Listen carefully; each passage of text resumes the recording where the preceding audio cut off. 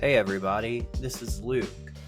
After all these years, I've finally come back to do a tutorial that I think is super important. In fact, it might be the tutorial that makes your grading skills exponentially increase in speed. I don't even know a lot of big-time colorists out there using this technique, so I'm here to show you guys a technique that I personally have started to use that has dramatically increased the speed of my grading, and that is the ripple tool. The simplest explanation of the ripple node is that it is a good substitution for copying and pasting grades across projects. In my experience, using ripple nodes just looks more professional in a session, and it's way more effective in copying grades across different parts of a scene. And how you can use ripple nodes across really any clips outside of your groups. You can use them in selected clips as well.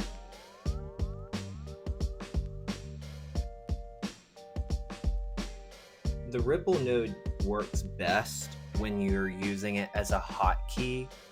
So I'm going to show you an example of how to use the ripple node as a hotkey in groups and outside of groups, because those are essentially the main two modes of the ripple node function, and that is group mode and selected clips mode. And it's completely up to you how to use the function according to your objective and how you want to copy over grades in one press of a button. So let's get into it.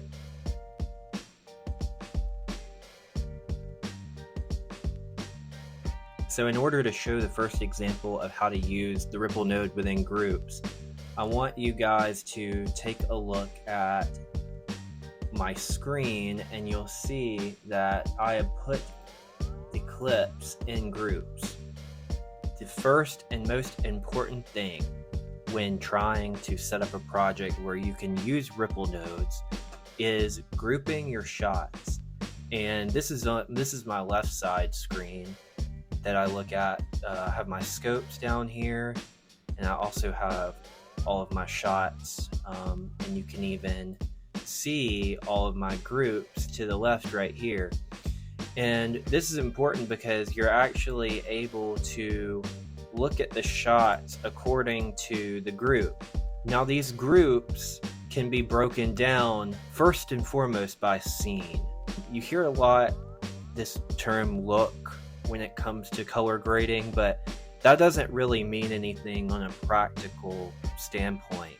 The look of a film usually changes scene to scene, but it has this umbrella processing method that gives it a certain flavor for the entire movie. But for the case of this particular film, we want to focus on how we're grouping things according to the scene, which in effect also gives us the look. For example, like if we zoom in here, we can see these twilight scenes are going to have a different quote-unquote look than our dinner scenes right here. If you right click and you go down to groups down here, you're going to see this list of groups that I've assigned each shot. There's not a shot in the entire film that is ungrouped, and that's because I want to be able to make changes to one shot from not only a particular scene, but I can also say that I want to make a change to a particular angle. So what I have here is I have a list of scenes. You know, we have our main character here in the exterior truck at twilight, and this shot particularly was underexposed. So I'm actually able to categorize shots not just based on what scene or what look we're going for, but also how it was photographed. The client is looking to you to understand how this footage works and how it was shot. So the best example would be, say, like at a table side scene. we'll see that our main character has a subgroup of an A cam and B cam. So this is our B cam right here, and that's our A cam. And it turns out in this particular project with the father, we really only get a side profile in this front view right here. So it was really easy for his. But I show you that to show you guys that as artistic as color grading is, it's also very practical in terms of how you design the way you use your tools. Once you've set up your groups by scene and shot, that is when you are able to figure out your fixed node structure. The fixed node structure, as you see right here, no matter what clip I'm on, there's always going to be the same amount of nodes in every single clip. And that's because these nodes are numbered so that the software is able to discern when a change is made and you want to ripple that change across other shots. If you do use the ripple function, it's supposed to work for that node. You're not making up things as you go, you're planning them in advance before you start your project, before you start the correction or grading process.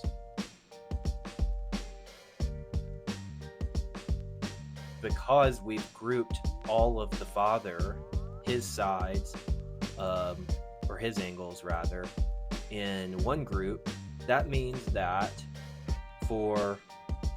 if we do our classic, let's make it a little warmer, a little more green, and then let's desat that a little bit. Say the director is like, I want more of this look to kind of encompass this angle of the father for whatever reason, just for sake of example.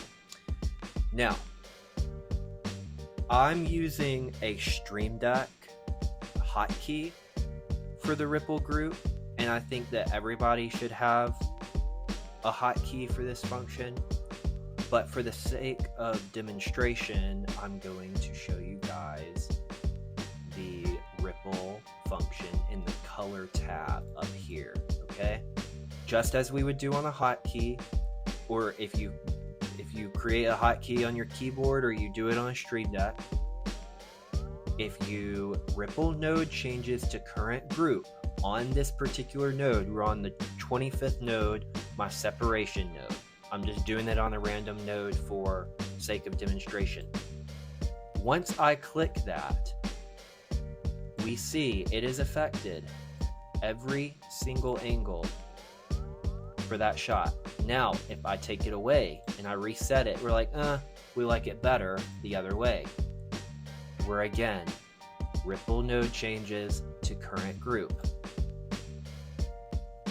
And it goes back. So you see the power of this, how it's a lot better, more professional than having your client sit through just copy paste.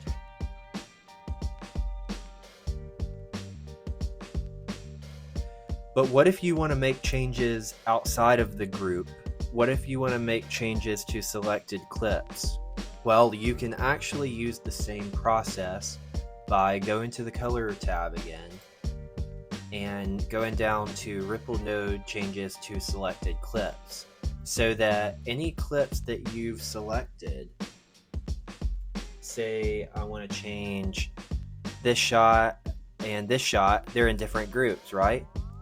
So if I want to make these cooler with a little bit more green, again, this looks terrible. It's just for sake of demonstration. Then I am going to use my hotkey, which I just did, but for sake of demonstration, I'll show you another way.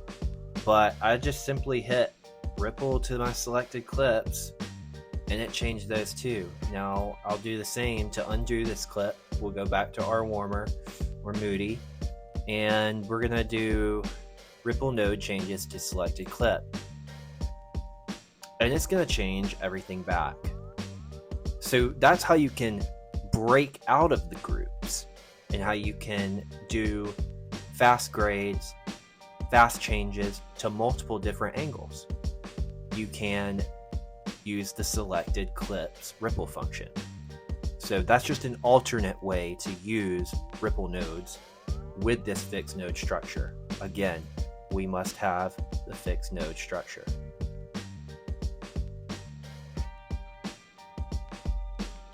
So I really hope that you guys learned something from this process. This is one of the reasons that I love Resolve, is because, and I'll reiterate this point because this is something that I learned way too late, is that color grading is as much about the design of your workflow than about the result you're trying to get. I don't know who needed to hear that, but the way you design your tools in Resolve are, and I'll probably repeat this more and more as I make these tutorials, but the way that you design your workflow in Resolve is both to achieve a result, but it's also to make achieving that result as easy as possible. So the more that you learn these techniques and you learn the tools that Resolve has put into place, the easier your life is going to be in a session. So I really hope that I helped you guys out understand the importance of the ripple node. If you ever have any questions, or if you ever just want to talk color grading or about your project, please hit me up at lucasbryantcolor.format.com. Anyways, guys, it's been a blast finally getting back into this with you guys. I've missed my YouTube community, and I cannot wait to do more videos like this. Please like, comment, subscribe. Let me know what you guys want to watch, what you guys want to learn, and I'd be happy to make that happen for you guys. So until then, I'll see y'all later.